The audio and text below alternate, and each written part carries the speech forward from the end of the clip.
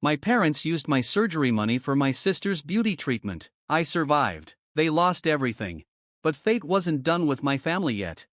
One evening, as I walked out of my office, my phone buzzed, a number I hadn't seen in years. My mother. I ignored it. A few seconds later, a message popped up. "Please, Beta, we need you." I stared at the screen. Beta. That word felt foreign coming from them now. When I had needed them, they had left me for dead. Now, they needed me?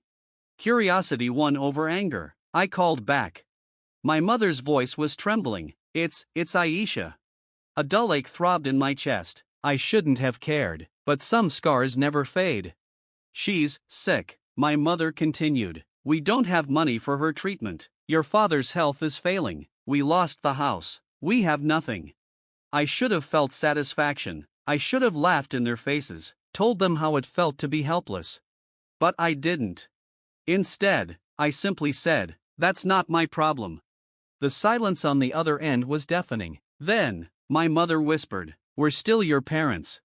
I exhaled a bitter laugh. "No, you were Aisha's parents. You were never mine." And with that, I hung up. I walked away from my past, my heart lighter than it had ever been. They had made their choice. And now, they would live with it. I was 15 when I learned what I truly meant to my parents, less than my sister's flawless skin. I had a rare heart condition. The doctors had warned my parents that I needed surgery soon. Without it, my days were numbered. My parents cried, held my hands, and promised they would do whatever it took to save me. I believed them.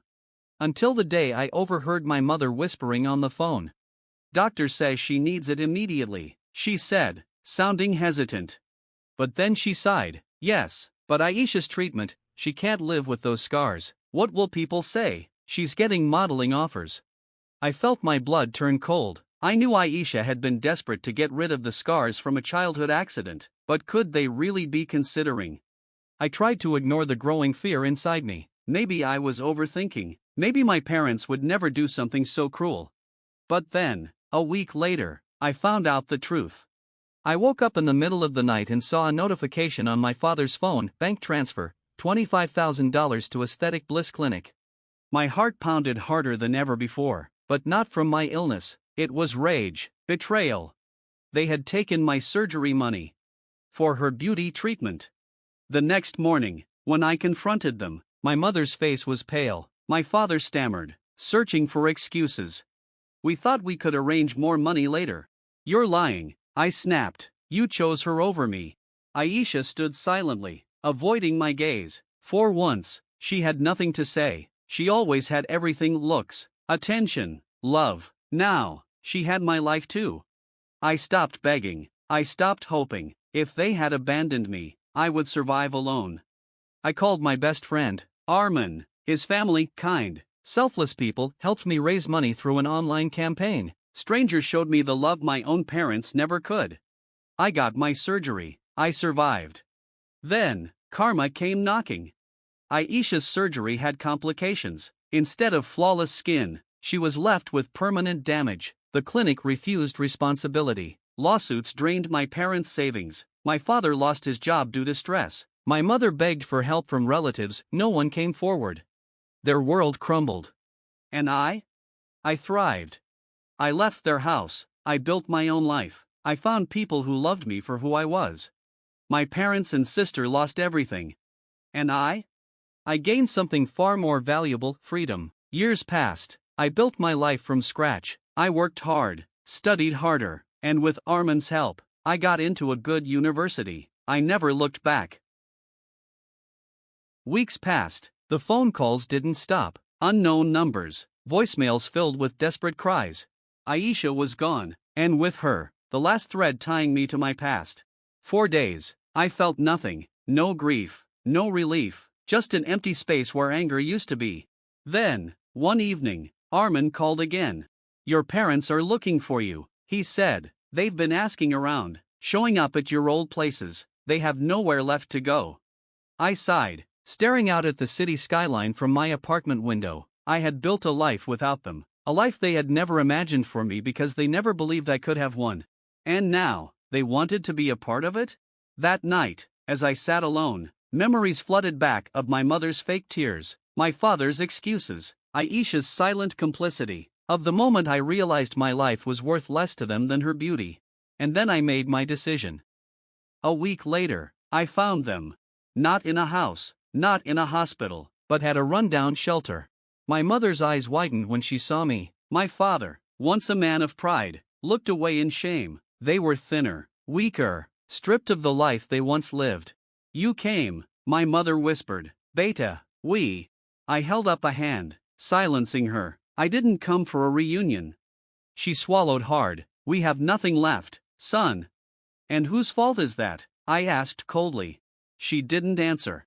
For a moment, I considered helping them, giving them money, a home, a chance to live. But then I thought about the nights I had cried myself to sleep, wondering why I wasn't enough for them, the pain of knowing that if I had died, it wouldn't have been their greatest loss, it would have been a convenient problem solved. And so, I gave them exactly what they gave me. Nothing. I turned to leave. My mother grabbed my arm, desperation in her eyes. "Please," she begged, "we're still your parents." I stared at her hand. Then, gently, I pried her fingers off me. "No," I said quietly, "you stopped being my parents the day you chose her." I walked away, and this time, I didn't look back. Because for the first time in my life, I was truly free. But then, one evening, as I was leaving my office, Armin called. His voice was unusually quiet. "Did you hear?" he asked. "Hear what?" I frowned.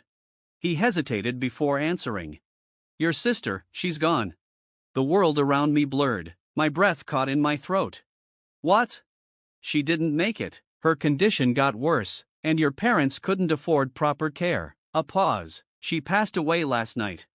I didn't know what I felt. Sadness? No. Regret? Maybe. Aisha had never apologized, never fought for me, but she had also been a product of our parents' twisted love. Maybe, in some way, she had been as much a victim as I had. A few days later, my mother called again. I let it ring, then again, and again. Finally, I picked up. She was sobbing. "It should have been you." My chest tightened. If we had saved you instead of her, at least we'd still have someone. And there it was. They didn't mourn Aisha because they loved her, they mourned her because they had no one left. I let out a breath. Then, in a voice colder than I ever thought I was capable of, I whispered, "You lost both of us the day you chose her over me." And with that, I hung up. I blocked their numbers, deleted every contact. I had survived, I had rebuilt my life. And now, I was finally free. I ignored them. Until one day, Armin forwarded me an article from a local news site. The headline hit me like a punch to the gut. "Once wealthy businessman declares bankruptcy, family left homeless amid medical crisis." I clicked the link.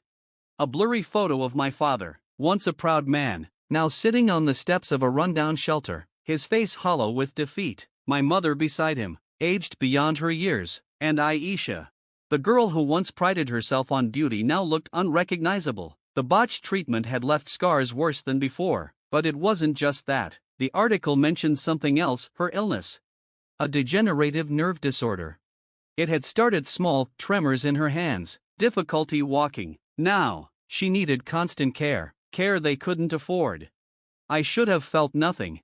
But a storm raged inside me. I needed to see them, not for closure, not out of pity, I just needed to witness what they had become. I arrived at the shelter unannounced. My mother gasped when she saw me. "You came." My father tried to stand, his body frail. Aisha sat motionless, her once glowing eyes now empty. I stayed silent. I wanted them to speak first. "We made mistakes," my father finally admitted, his voice cracking. "We were wrong, but we're still family." Family, that word again, the same word they had thrown away when they chose vanity over my life. I looked at Aisha. She wasn't the untouchable goddess they had once worshipped, she was just broken, just like I had been.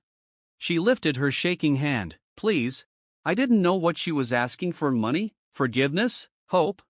I had none to give. I turned to my father. "Would you have saved me if I were the one sick today?" He looked away, he didn't answer. That was all I needed. I dropped an envelope at my mother's feet, enough cash for a few weeks of food, nothing more. Then, I turned and walked away, leaving them in the past where they belonged. They had lost everything. And I had gained something they never would: peace. Months passed. I had moved on. My career flourished. My friendships deepened. And I finally felt free from the ghosts of my past. Hashtag final part, the price of their choice.